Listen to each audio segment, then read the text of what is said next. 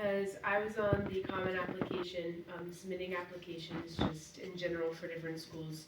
I think in total I probably applied to 22 colleges, and about 17 of them were not in the United States.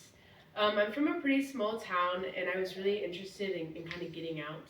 I had like small town syndrome, and I really felt like nowhere I went would be far enough. And so I applied to schools in South Korea, in London, and Rome, and a few places in Asia. And I really didn't care where it was as long as it wasn't the United States, which I realize is a little bit privileged, but that's really how I felt graduating high school. And then I got accepted to SLU Madrid. I applied at like 3 a.m. on a Thursday, just like offhand.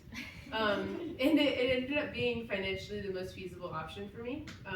The tuition rates, even before any amounts of scholarships, was cheaper than staying in-state in Virginia, where I'm from, which is crazy.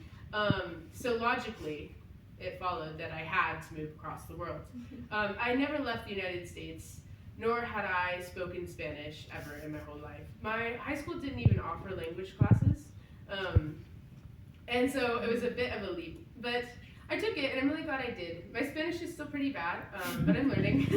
I've taken classes since I've gotten here, and I really like the community I found. I think what's really nice about SLU Madrid is our professors. I've never had a bad experience with any of them.